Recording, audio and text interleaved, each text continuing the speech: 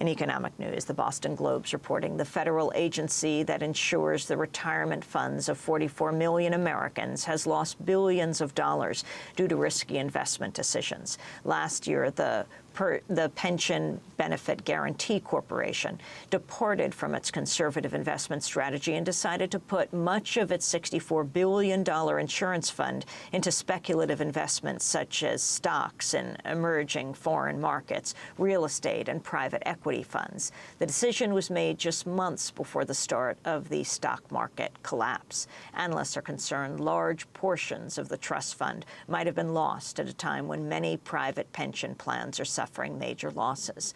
The Guarantee Fund would be the only way to cover the plans if their companies go into bankruptcy. The investment strategy was implemented by Charles Millard, a former managing director of Lehman Brothers.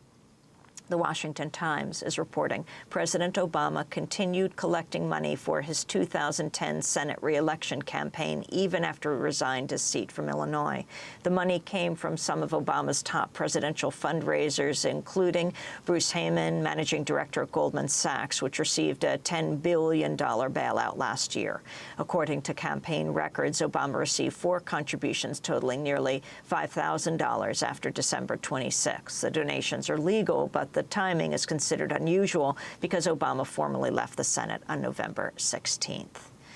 A prominent lobbyist with close ties to Democratic Congressmember John Murtha is closing his firm weeks after federal prosecutors raided his office and his home. Paul Magliacetti's firm, the PWA Group, is one of the 10 largest lobbying firms in Washington.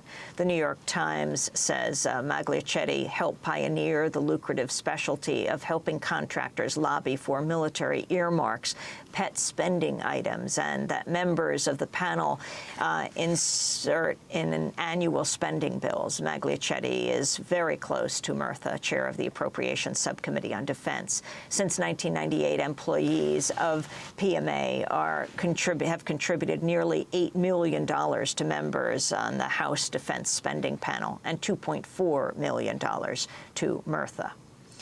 In Vermont, 4 activists were arrested Monday during a speech by Governor Jim Douglas. They were calling on Douglas to close the Vermont Yankee nuclear power plant and replace its power with energy efficiency programs and renewable energy. And today is the birthday of the late labor leader César Chávez. He was born on March 31st, 1927. There's a growing movement to make his birthday a national holiday. César Chávez Day is already a state holiday in 8 U.S. states. And those are some of the headlines. This is Democracy Now!, democracynow.org, The War and Peace Report. I'm Amy Goodman. We're on the road in Washington, D.C.